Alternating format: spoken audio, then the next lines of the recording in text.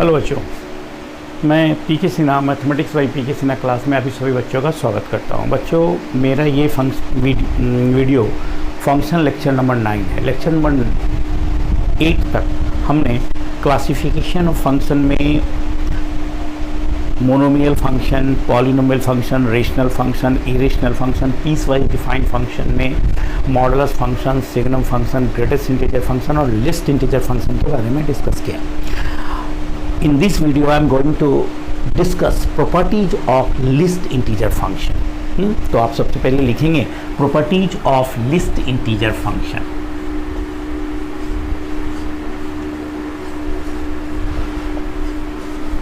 Of list integer function. देखिए, list integer function के विषय में मैंने आपको बताया यहाँ कि लिस्ट इंटीजर फंक्शन क्या होता है। इसके बारे में हम बता रहे हैं ये कि ये function of the form f(x) equal to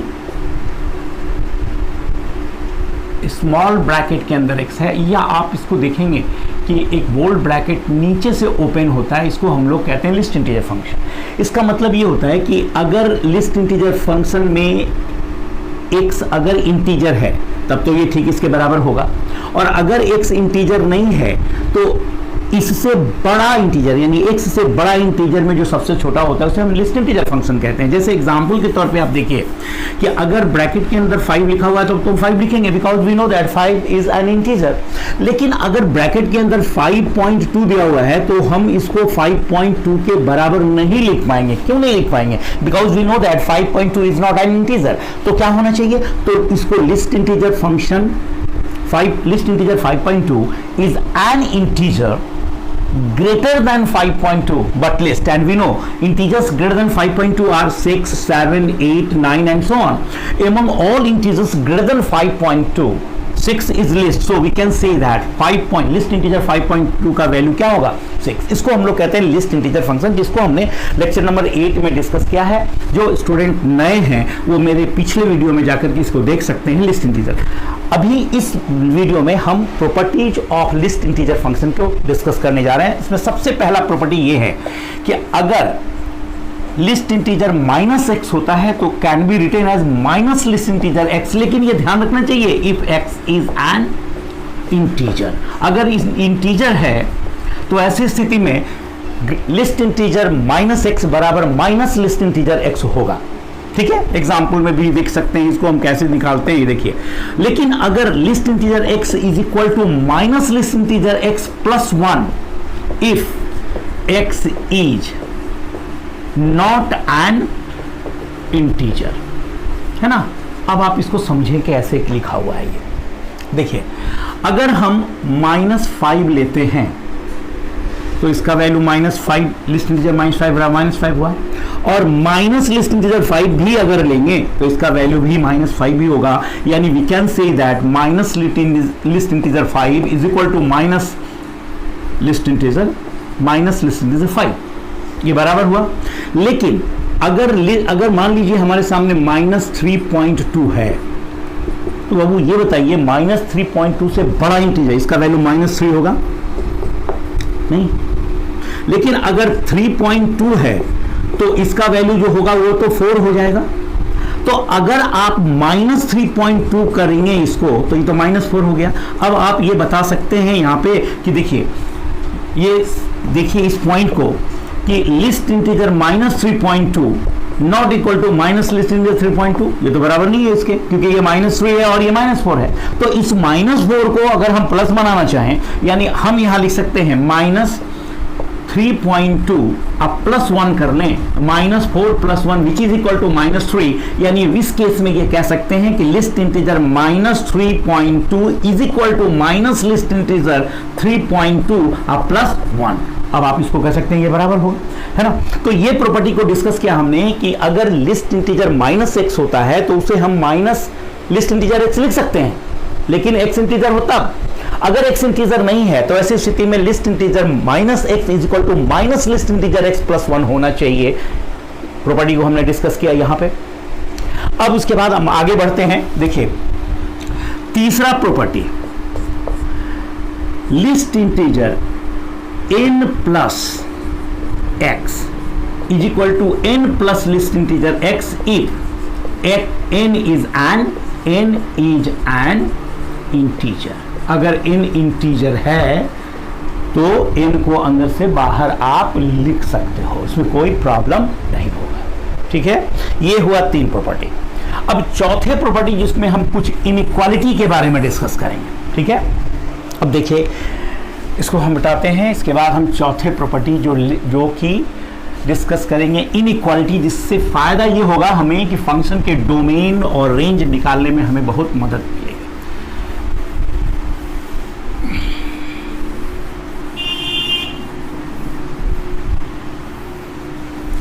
देखिए 4th number property, if list integer x less then n है, जहां n इंटीजर है, where n belongs to set, it implies, अगर ये n से छोटा है ना, तो आप ये कह सकते हैं it implies x is less than equal to n minus 1। अब एग्जाम्पल में आप देखिए, अगर हम ये कहें कि list integer x less then 3 है, इसका मतलब ये हुआ कि x का मान लेस देन इक्वल टू 2 होगा। क्यों होगा वो? क्योंकि 2 से थोड़ा भी बड़ा हो जाएगा, उसका वैल्यू 3 हो जाएगा ना। ये 3 से छोटा बोल रहा है, ध्यान रखना है।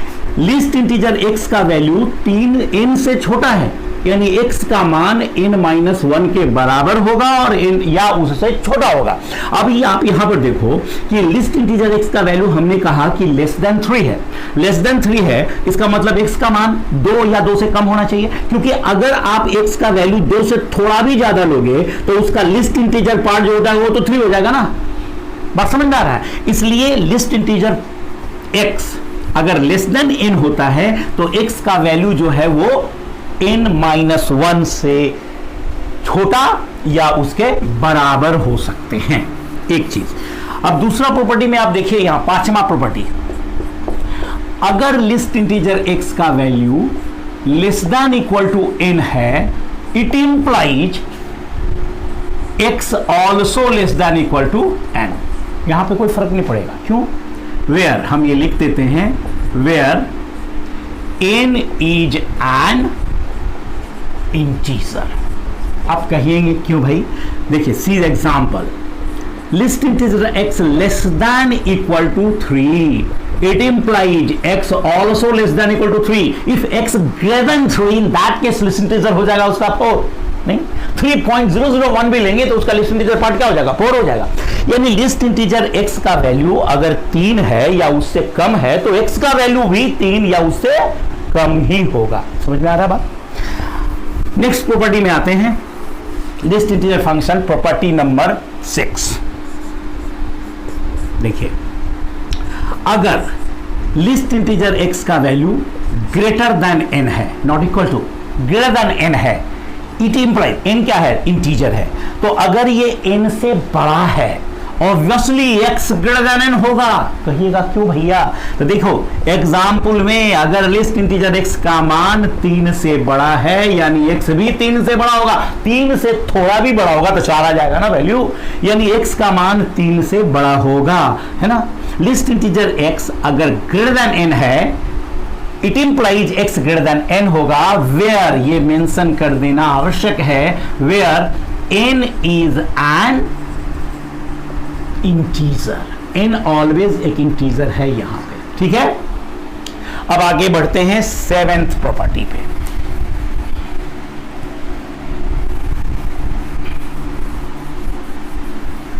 देखिए 7th number property, if list integer x greater than equal to n, n के बराबर है या n से बड़ा है, it implies x greater than n minus 1, where यहां पर आप कह सकते हो where n is an integer. n क्या है? इंटीजर है। See the example, list integer x का value greater than equal to 4, तो आप क्या बोलोगे, x का वैल्यू ग्रेटर देन 3, 3 से थोड़ा बड़ा हो गया 4 या 4 से बड़ा हो जाएगा, तो लिस्ट इंटीजर का वैल्यू हो गया कितना, 3 या उससे बढ़ा। ये एग्जाम्पल के जरिए क्लियर हो रहा है यहां पे। अब एक 8th नंबर प्रॉपर्टी है, if n1 less than equal to list integer x less than equal to n2। अब यहां पे ध्यान देना, अगर एक यहां n1 वेयर हम ये कह सकते हैं where n1 and n2 are integers, है ना, तो it implies n1 minus 1 less than x less than equal to n2। अब आप समझेंगे इस चीज को। देखिए, अगर हम ये कह दें कि 5 less than equal to list integer x less than equal to 7, तो इसका मतलब है 5 या 5 से बड़ा, 5 से छोटा नहीं, तो आप कहो 4 से बड़ा है और 7 या 7 से छोटा है, बोलो ना। 7 से ठीक बड़ा हो तो 8 हो जाएगा ना वैल्यू। 7 पॉइंट अगर कुछ भी लेंगे, 7.001 भी लेंगे तो उसका वैल्यू लिस्ट इंटीजर 8 हो जाएगा। तो मैक्सिमम वैल्यू 7 होना चाहिए, और यहां 4 से बड़ा लेंगे तो 5 आ जाएगा। तो ये है आपका प्रॉपर्टीज नंबर 8, जिसके आधार पे हम लोग इनइक्वालिटी के प्रॉब्लम्स बहुत आसानी से बना सकते हैं। खास करके अगर मान लीजिए कुछ फंक्शन के डोमेन को निकालने के लिए दिया हुआ है, तो हम लिस्ट इंटीजर फंक्शन अगर उसमें दिया हुआ है तो हम उसके डोमेन को इसके आधार पे बहुत आसानी से निकाल सकते हैं। कैसे निकालेंगे इस चीज को देखिए। अगर मान लीजिए फॉर एग्जांपल हमसे ये कहता है कि फाइंड द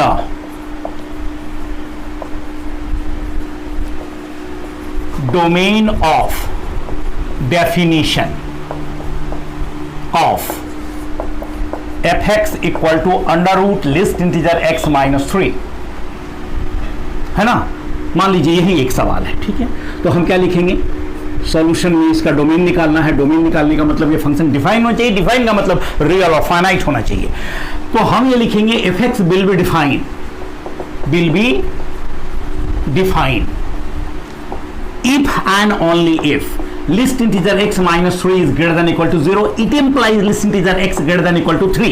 अब आप बताओ यहां पर कि ग्रेटेस्ट इंटीजर x का मान 3 या उससे बड़ा होगा, तो आप क्या बोलोगे कि ऑब्वियसली x का मान 2 से बड़ा लीजिए, क्योंकि 2 से थोड़ा भी बड़ा होगा तो उसका इंटीग्रल पार्ट जो हो जाएगा वो क्या हो जाएगा, लिस्ट इंटीजर उसका क्या हो जाएगा, 3 हो जाएगा, है ना। तो आप कह सकते हो इस फंक्शन का डोमेन क्या हो गया, तो इस फंक्शन का डोमेन हो गया ओपन इंटरवल 2 से लेके कहां तक, इनफिनाइट तक। This is domain of definition of the function। List integer property के, लिस्ट इंटीजर फंक्शन के प्रॉपर्टीज को देखा आपने, उस पर एक एग्जांपल भी हमने दिया।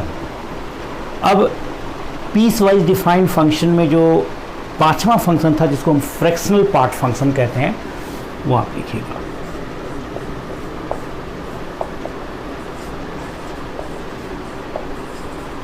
फ्रैक्शनल पार्ट फंक्शन, देखिए फ्रैक्शनल पार्ट फंक्शन क्या होता है। जैसे अगर मान लीजिए कोई नंबर x दिया हुआ है 3.27, तो आप जान लीजिए ये जो 3 होता है इसे हम लोग इंटीग्रल पार्ट ऑफ x कहते हैं, और ये जो आ गया 0.27 ये जो होता है इसे हम फ्रैक्शनल पार्ट कहते हैं। तो ये फ्रैक्शनल पार्ट फंक्शन का मतलब होता है किसी भी नंबर का फ्रैक्शनल पार्ट हमें लेना है, यानी फ्रैक्शनल पार्ट फंक्शन का डेफिनेशन होगा a function of the form f of x is equal to, देखिए करली ब्रैकेट यानी मिडिल ब्रैकेट में x को लिखा गया, is called fractional part function, is called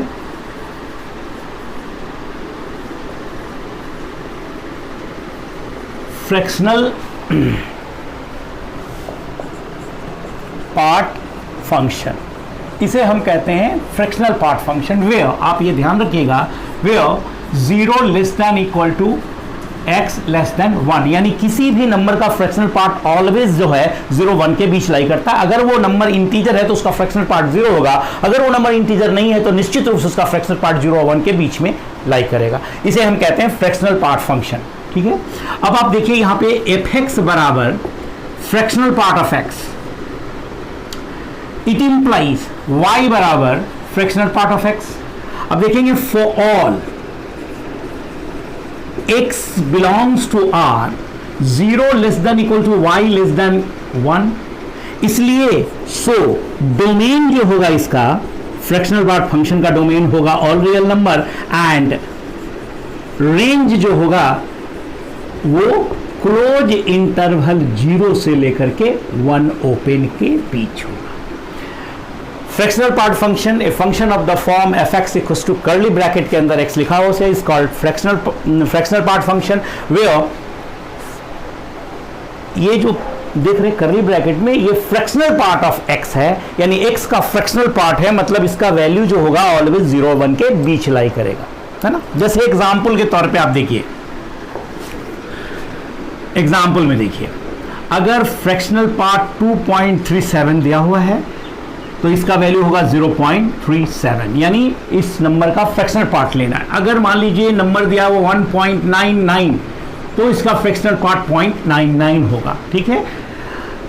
यानी अगर x बराबर 2.37 है तो इसका इंटीग्रल पार्ट हो गया 2 और इसका फ्रैक्शनल पार्ट हो गया 0.37, और इंटीग्रल पार्ट और फ्रैक्शनल पार्ट को जोड़ने पर वो नंबर आना चाहिए। क्लियरली देखिए, ये 2 प्लस 0.32 0.37 अगर करेंगे तो ये 2.37 आएगा, यानी ये ध्यान रखना है integral part plus fractional part बराबर वो नंबर होना चाहिए। अब इस बात को ध्यान रखिए कि अगर फ्रैक्शनल पार्ट -1.25 दिया हुआ है तो इसका वैल्यू क्या होगा, तो ये देखिए नॉट इक्वल टू 0.25, ये नहीं होना चाहिए 0.25। कहिएगा क्यों नहीं होना चाहिए 0.25, तो अगर हम इसके इंटीग्रल पार्ट -1.25 लेते हैं तो हमें पता है कि इसका इंटीग्रल पार्ट जो होगा वो -2 होगा। अब बताइए आप यहाँ पे -2 में अगर 0.25 को ऐड करेंगे तो -1.75 हो जाएगा, जबकि वो नंबर आना चाहिए, वो नंबर नहीं आया। तो भाई इसका फ्रैक्शनल पार्ट में नेगेटिव का क्या होना चाहिए, नेगेटिव पार्ट्स में अगर लिखा हुआ है तो उसका फ्रैक्शनल पार्ट हम क्या लेंगे, इस चीज को देखें।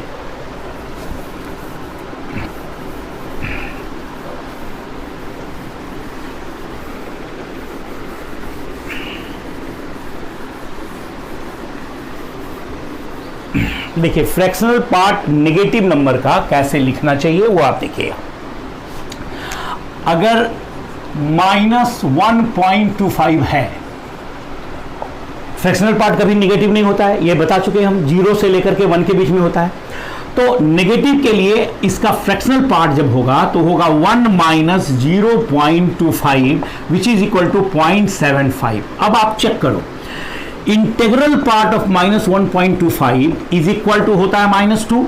अब देखो इंटीग्रल पॉइंट -1.25 अब प्लस फ्रैक्शनल पार्ट -1.25 बराबर हो गया -2 plus 0.75 which is equal to -1.25, है ना, -1.25, यानी ये x के बराबर आ गया। यानी इनफैक्ट आप ये कह सकते हो कि इंटीग्रल पार्ट ऑफ x अब plus fractional part of x बराबर x, चाहे x पॉजिटिव इंटीजर हो या नेगेटिव हो। यानी जब ये नंबर फ्रैक्शनल पार्ट नेगेटिव का लेना होता है तो 1 - 25 होना चाहिए। जैसे अगर मान लीजिए -5.23 दिया हुआ है तो इसका फ्रैक्शनल पार्ट होगा 1 - 0.23, दैट इज इक्वल टू, ये कितना आ जाना चाहिए 0.77। समझ में आ रहा है बात, यानी आप यहां पर इस, लेकिन अगर यही 5.25 होता, 5.23 होता तब हम इसके फ्रैक्शनल पार्ट को 0.23 ही लिखेंगे। तो नेगेटिव के वजह से इसका फ्रैक्शनल पार्ट जो होता है 1 में सब्ट्रैक्ट करके लिखा गया। ये है फ्रैक्शनल पार्ट फंक्शन। अब हम इसके ग्राफ को डिस्कस करते हैं। फ्रैक्शनल पार्ट फंक्शन का जो है ग्राफ कैसे बनता है वो देखिए आप।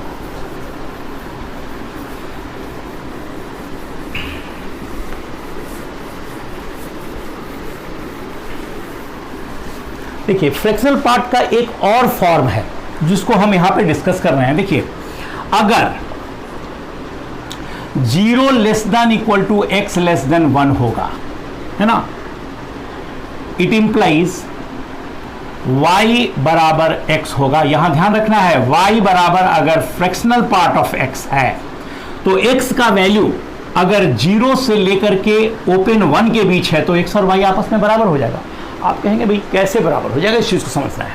देखिए x का मान अगर 0 लेंगे ऑब्वियसली y भी 0 होगा, x का मान अगर 0.1 लेंगे y का मान भी 0.1 होगा, यानी x का मान अगर 0.2 लेंगे y स्टिल 0.2, x का मान अगर 0.3 लेंगे तो y का मान भी 0.3 होगा, x का मान अगर 0.9 भी लेंगे तो y का मान 0.9 होगा, x का मान अगर 0.99 लेंगे तो भी y का मान 0.99 होगा। इन फैक्ट y और x आपस में बराबर होगा यदि x बिलोंग करेगा क्लोज 0 से ओपन 1 के बीच में। लेकिन जैसे ही x का मान 1 लिया y वहीं आ गया क्या 0, x का मान अगर 1.1 लेंगे y का मान हो जाएगा 0.1, x का मान अगर 1.5 लेंगे y का मान आ जाएगा 0.5, x का मान अगर 1.9 लेंगे y का मान आ जाएगा 0.9, x का मान अगर 1.99 लेंगे तो y का मान भी आ जाएगा 0.99, यानी x का मान जब 2 लेंगे अगेन y 0, यानी इस केस में आप देखो y का मान x माइनस 1 है, देखो 1 माइनस 1 0 हो गया, तो अगर x का मान 1 लीजिएगा तो y 0 हो गया, अगर x का मान 1.1 लीजिएगा तो 1.1 में 1 घटाइएगा तो आपको 0.1 मिलेगा। तो इस केस में ये हुआ कब, जब x बिलोंग करेगा क्लोज 1 से लेकर ओपन 2 के बीच में, है ना। तो फिर उसी तरह से तो इस फंक्शन में हम यहां पर ये देखें कि y बराबर x माइनस 2 होगा अगर x बिलोंग करेगा क्लोज 2 से ओपन 3 के बीच में। इन फैक्ट वास्तव में लिख सकते हैं y बराबर x माइनस n होगा यदि x बिलोंग करेगा क्लोज n से n प्लस 1 ओपन, है ना। वेयर n क्या है, वेयर n इज एन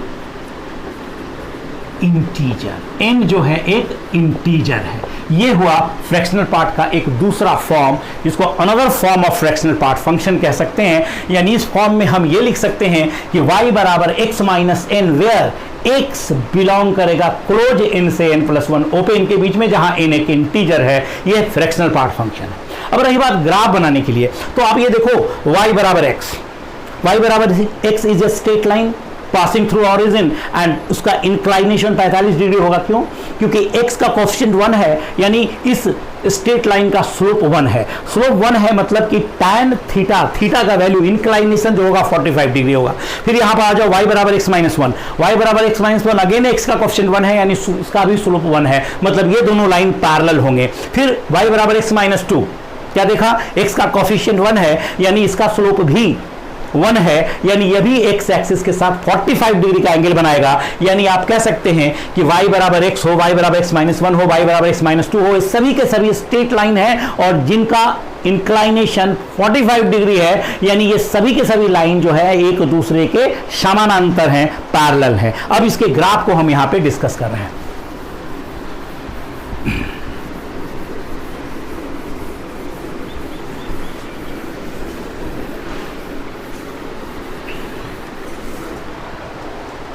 देखिए इसके ग्राफ में हम एक वर्टिकल लाइन, आपको पता है वर्टिकल लाइन जो होता है वो y एक्सिस को रिप्रेजेंट करता है, हॉरिजॉन्टल लाइन जो होता है वो x एक्सिस को रिप्रेजेंट करता है। तो एक हॉरिजॉन्टल लाइन हमने लिया,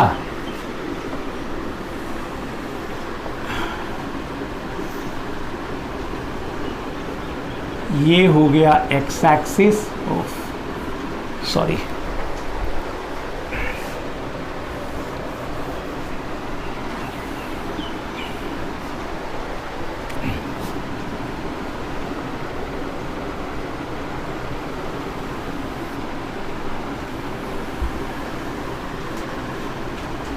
y एक्सिस है, ये ओरिजिन हो गया और इसमें नीचे बहुत लंबा नहीं देते हैं इसलिए कि भी ये इस ग्राफ का कोई पोर्शन x एक्सिस के ऊपर तो जाने वाला है नहीं, सॉरी x एक्सिस के नीचे जाने वाला है ही नहीं, जो होगा पार्ट्स वो x एक्सिस के ऊपर होगा।